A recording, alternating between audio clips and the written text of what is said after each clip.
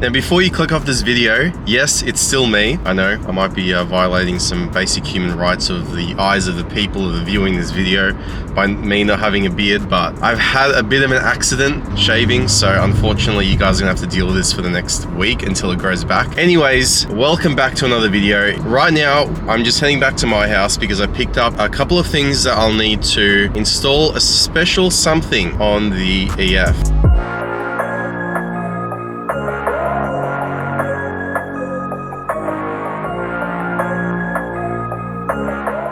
Alright, so we're back in the garage. Just got back from Planet Parts. Huge thank you to Adam for looking after me. What I got from him was some T3 turbo studs. So what I'm going to do today is show you the new turbo I got. Now, you guys might be thinking, Nathan, don't you already have a turbo? And yes, I actually do have a turbo. Max Speeding Rods GT3582. And then I have a factory BABF FG as well, exhaust housing. Max Speeding Rods have actually come on board with the EF build and they're helping me out with parts. So massive shout out to them. They've provided me with a brand new 600 horsepower capable GT3582. So this is very similar to that one.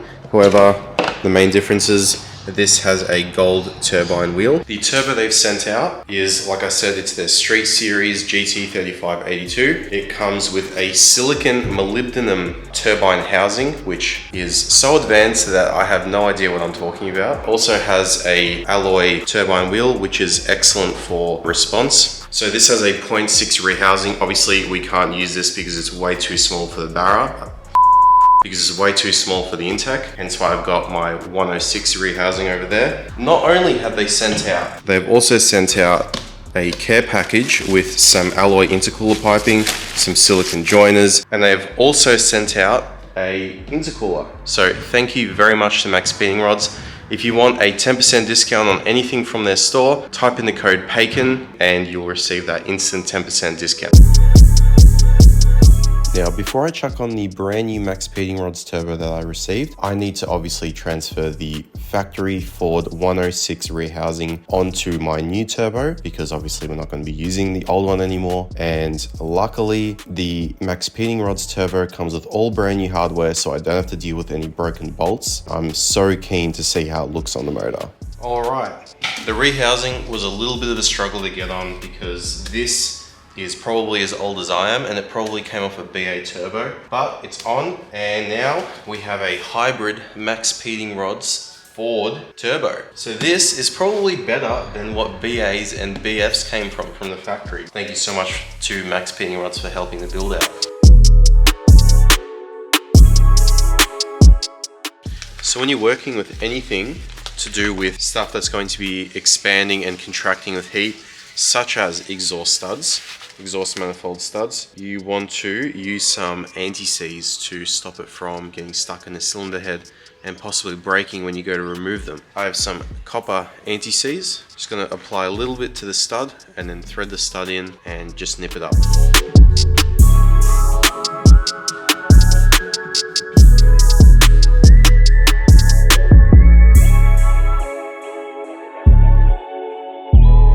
So the manifold I decided to use was actually Ollie's old ED manifold, which he had on his turbo intake, but he decided to revise his whole setup, so I got his hand-me-down log style manifold. Unfortunately, this manifold was warped so far beyond repair that I was having a lot of trouble, as you can see in this clip, putting it onto the studs, and you'll see why very soon why they weren't lining up. So it's looking like, unfortunately, we won't be able to use Ollie's manifold because it's a little bit too far gone. I mean, we can fix it, but I purchased something a couple days ago and it's in the back of Ollie's Yets. So along with a 600 by 300 by 75 front mount intercooler, I also purchased a BABF exhaust manifold and it came with a dump. I know what you guys are going to say. Obviously, a B series manifold is not going to fit an intake. However, 6 Boosts make an adapter plate, which I'm going to have to purchase and then run on the intake. But what I'm going to try and do is mock up the intercooler. Oh, it's heavy. B series barras don't sound very good. I can admit that. So hopefully, socks sound better than barras, and hopefully the intake / sock it'll counterbalance the shitness of a B series manifold, but we shall we'll find out when it's running. So as you can see, I've just loosely mounted up the intercooler and I'm going to start making some brackets for it. I've decided I'm going to run the piping through the frame rail. This is not going to be here, so just bear with me. But this is going to go underneath the headlights and then it'll come out through the battery tray area, which I'll drill a hole for.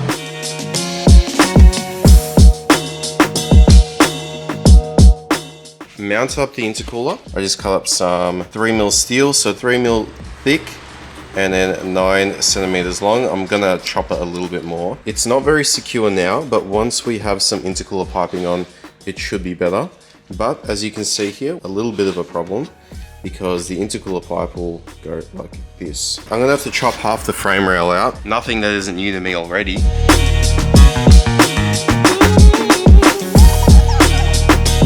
This is what I made the rail look like as compared to this one. So I've basically chopped off half of the rail so I can get intercooler piping in there. But as I was doing that, my angle grinder decided to literally catch on fire. Just as I switched the camera off, I finished up that frame rail, and then as soon as I turned it off, it caught on fire. Someone please explain that to me. It's supposed to be a brushless motor, right? How the f does that catch on fire? Good on you, son. We can at least get this side of the cooler piping done because I can't do that at the moment. So I'm gonna remount the intercooler and then see where I need a hole saw in the engine bay. A new grinder has been acquired. Makita. Here's the frame rail that I did in the previous clip. And then I also went over with a flapper disc as well. And then I just replicated the same thing here.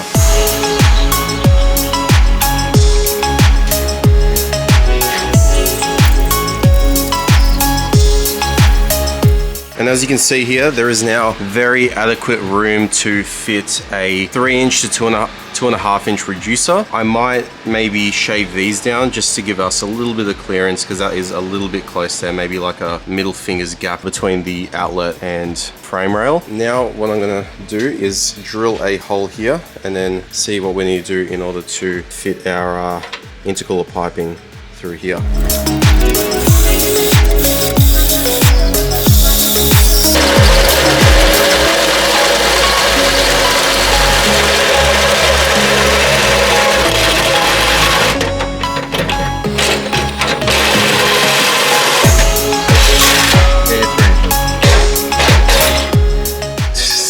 Fair enough. Good job.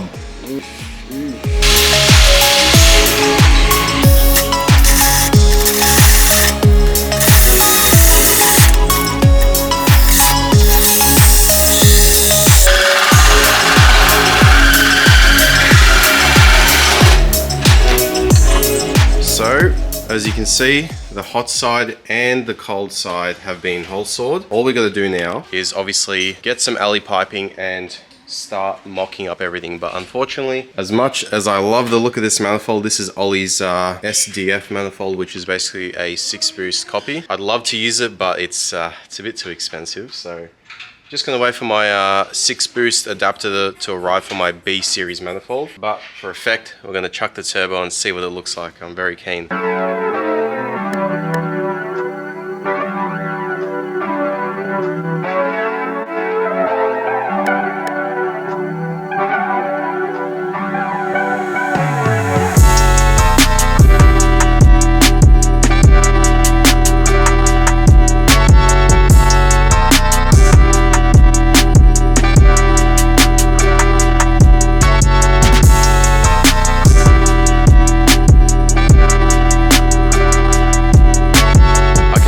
Say that the EF is closer to being turbo than it ever was NA. Well, basically the intercooler's in, the frame rails have been modified. I've got the turbo mocked up as well so we can start doing intercooler piping as well.